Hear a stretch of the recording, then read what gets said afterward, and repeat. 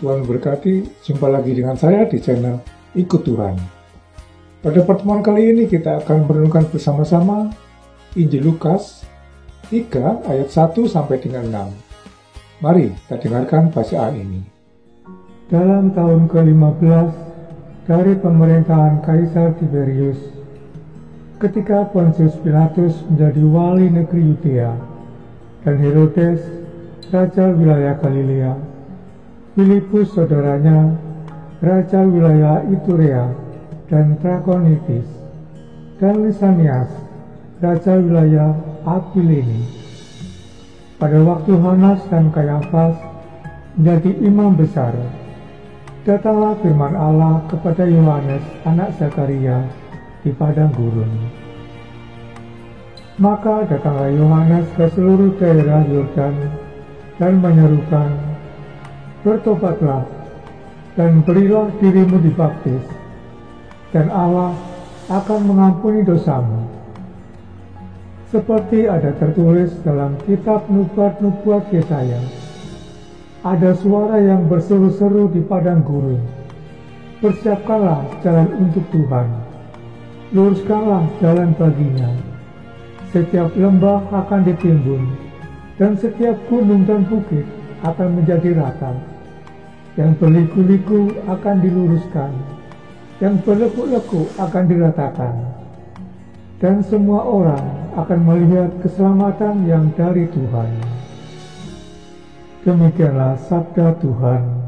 Penginjil Lukas pada ayat pertama sengaja mencantumkan nama-nama penguasa yang memerintah pada waktu itu, seperti Kaisar Tiberius, Pontius Pilatus, Raja Herodes, Raja Filipus, dan Lisanias, dan juga nama dua imam besar, yaitu Hanas dan Kayafas. Kalau mereka para penguasa dunia sudah jelas, mereka adalah penguasa-penguasa yang sangat kejam, penguasa-penguasa yang lalim. Dalam sejarah kita bisa membaca bagaimana kejamnya Kaisar Tiberius. Pontius Pilatus sering membuat skandal keuangan yang ada di bait Allah. Kemudian juga bagaimana dia menangani pengadilan Yesus. Tentunya Raja Herodes kita mengetahui dialah yang membunuh, dialah yang memenggal kepala Yohanes Pembaptis. Kemudian juga dengan dua raja yang lainnya, Filipus, Lisanias, mereka juga raja-raja yang sangat kejam. Kemudian juga dua imam besar. Kita bisa mengetahui dalam hidup keagamaan bangsa Yahudi, imam besar dan juga orang-orang yang ada di sekitarnya, itu mereka lebih banyak memberikan beban kepada orang-orang Yahudi. Bukan ingin menyelamatkan, menaungi, tapi sekali lagi mereka pada kenyataannya lebih memberi beban kepada para pengikut Yahweh. Ini yang harus kita sadari, dan ini yang juga ingin ditunjukkan oleh penginjil Lukas, bahwa pada waktu itu bangsa Israel, orang-orang Yahudi hidup dalam tekanan, baik sosial politik maupun hidup keagamaan mereka. Bangsa Israel, orang-orang Yahudi lebih banyak mengalami kesesatan hidup, banyak ketidakadilan sosial politik dan juga keagamaan. Jadi jelas bagaimana apa yang dialami oleh orang-orang Yahudi pada waktu itu. Maka akhirnya sebenarnya mereka merindukan datangnya Mesias sang penyelamat. Mereka terus-menerus menunggu datangnya sang penyelamat. Dan pada waktu itu muncullah Yohanes Pembaptis yang sejak awal dipilih oleh Allah, sejak awal dipersiapkan oleh Allah. Bagaimana Yohanes Pemandi itu sebelumnya dipilih, kemudian dia hidup di padang gurun untuk mempersiapkan dirinya. Dan selanjutnya bagaimana Allah memberi firman kepadanya, sehingga akhirnya Yohanes Pembaptis berkeliling, berseru-seru, berseru-seru di hadapan bangsa Israel, orang-orang Yahudi, supaya mereka itu semua bertobat, memberikan diri mereka untuk dibaptis, supaya memperoleh pengampunan dosa dari Allah. Inilah tugas Yohanes, bahwa dia juga sengaja dipilih Allah untuk menjadi pembuka jalan kesadaran, untuk menjadi jembatan bagi bangsa Israel menuju keselamatan yang baru, era yang baru. Maka di sini penginjil ingin menunjukkan bahwa Yohanes Pembaptis menjadi jembatan baru bagi keselamatan orang-orang Israel. Penginjil juga ingin menunjukkan bahwa inilah sosok Yohanes Pembaptis adalah jalan untuk bertemu, untuk menikmati keselamatan yang datang dari Allah. Maka Yohanes Pembaptis berseru sedemikian rupa, bagaimana supaya orang-orang Israel yang pada waktu itu hidupnya tertekan, terjajah, bagaimana mereka ini yang benar-benar tidak nyaman bisa merasakan bahwa ini loh keselamatan yang akan datang itu. Maka sekali lagi perlu kita tekankan kembali, Yohanes Pembaptis memberikan semacam syarat mutlak pada bangsa Israel, pada orang-orang Yahudi. Kalau mereka mau menikmati keselamatan, kalau mereka mau menyambut kedatangan Sang Penyelamat, maka mereka sekali lagi harus bertobat, harus memberikan diri mereka untuk dibaptis, supaya mereka memperoleh pengampunan dosa. Perlu merubah pola pikir, cara hidup mereka yang selama ini begitu banyak sebenarnya kekurangan-kekurangan yang ada dalam bangsa Israel, yang ada di dalam diri orang-orang Yahudi. Dan seruan Yohanes ini sekali lagi juga merupakan penggenapan yang sebelum sudah dinubuatkan oleh nabi-nabi terdahulu, bahwa bangsa Israel harus menyambut jalan itu, bahwa bangsa Israel harus menatakan jalan, harus meluruskan jalan untuk memperoleh keselamatan itu. Seruan Yohanes ini juga ditujukan kepada kita, seperti bangsa Israel, seperti orang-orang Yahudi. Selama ini kita sebenarnya sering mengalami tekanan oleh situasi dan kondisi yang ada di dalam diri kita. Bukan dari situasi dan kondisi yang ada di sekitar kita, bukan. Tapi yang ada dalam diri kita. Ini yang patut kita camkan, yang patut kita perhatikan. Karena selama ini kita sering menyalahkan situasi kondisi yang ada di sekitar kita. Padahal sebenarnya kita tidak mampu mengolahnya, kita tidak mampu mengatasinya. Maka bisa kita lihat, begitu banyak orang saling menyalahkan, termasuk kita, begitu mudah menyalahkan orang lain. Tapi jarang orang berani menyalahkan diri kita sendiri, bahwa kita sendiri yang tidak mampu. Yang patut kita sadari.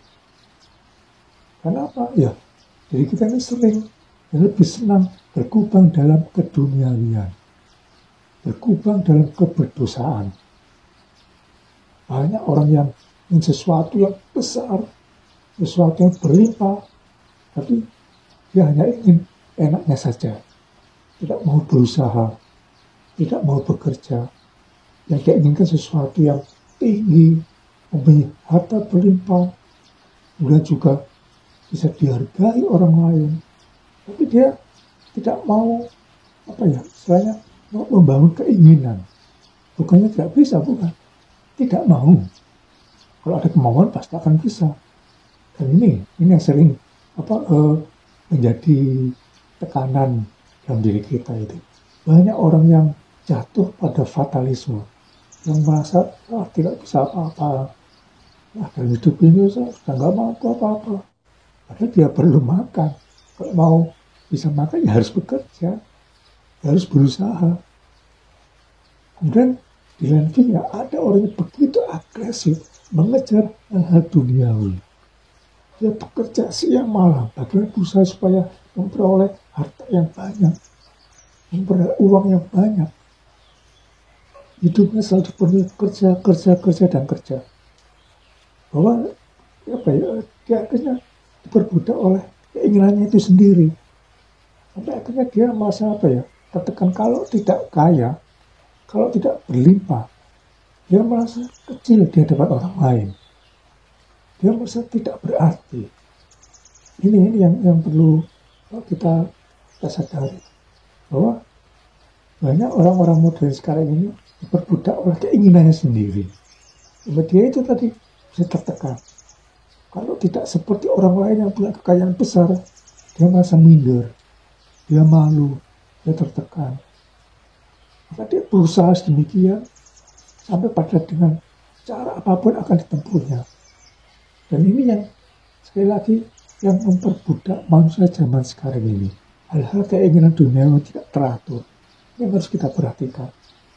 Banyak orang yang berjuang supaya ingin hidup layak dan berlebih, tapi sebaliknya tidak bisa menikmati hidupnya sendiri. Sampai akhirnya hidupnya tertekan. Dan sekali lagi, ini yang patut kita sadari. Harus kita camkan dalam diri kita. Bahwa kita harus hati-hati. Keinginan kita yang tidak teratur benar-benar sudah semacam menjajah kita, memperbudak kita. Sehingga suatu saat kita akan mengalami macam kebosanan, mungkin juga kejenuhan. Untuk apa saya hidup seperti ini? Mengejar hal seperti ini. Tapi saya tidak bisa menikmati hidup. Maka hidup seperti ini sangat capek. Banyak orang yang ingin dihormati, maka dia berusaha sedemikian rupa supaya bisa memoles hidupnya, supaya orang lain terus menghargai dia, terus menghormati dia. Dia begitu menjaga gengsinya, sehingga katakanlah, saya nggak tahu, hidup benar-benar capek. Kalau menurut saya ini sangat capek. Tidak ada kebebasan. Dan benar-benar kita sudah dilingkupi keinginan dunia yang sudah menjajah kita. Kita sudah hidup dalam ketidaknyamanan, penuh dengan tekanan.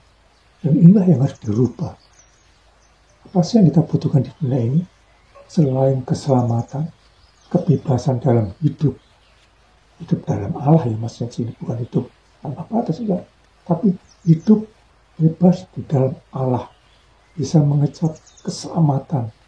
Begitu manisnya keselamatan itu. Begitu bahagiakan keselamatan itu. Itu begitu enaknya. Itu sebenarnya surga. Itu sebenarnya keselamatan yang ingin dibawa oleh Yesus Kristus. Yang ingin diberikan Yesus Kristus kepada kita semua. Dan siapa tidak mau seperti itu? Dan inilah bagaimana yang diserukan oleh Yohanes Pembaptis. Bahwa untuk menyambut keselamatan, keadaan yang mengenakan, keadaan yang nyaman, ya mau tidak mau kita harus bertobat. Bertobat dengan merubah pola pikir kita, merubah gaya hidup kita. Bahwa hidup kita ini perlu diperbarui terus-menerus. Kita perlu memurnikan hidup kita sendiri. Supaya kita ini layak untuk mengecap kebahagiaan yang berasal dari Allah itu. Kebahagiaan yang tak terkatakan. Begitu nikmatnya kebahagiaan itu. Dan inilah, yang diserukan oleh Yohanes Pembaptis, kita harus berubah. Kita harus bertobat, meninggalkan pola pikir kita yang lama, cara hidup kita yang lama. Kita harus membersihkan diri kita, membersihkan pikiran kita, hati kita. Sehingga kita memperoleh pengampunan itu. Sehingga kita layak menyambut kedatangan Tuhan ke dunia ini. Kedatangan Tuhan yang memberikan keselamatan bagi kita ini. Ini yang perlu kita perhatikan dan kita tanamkan dalam diri kita. Kalau kita harus mempunyai hati yang bersih. Kita harus berani dan mau merubah diri kita menuju kebaikan. Dan kita layak memperoleh keselamatan itu. Dan kita layak menikmati keselamatan itu, mengecap keselamatan itu.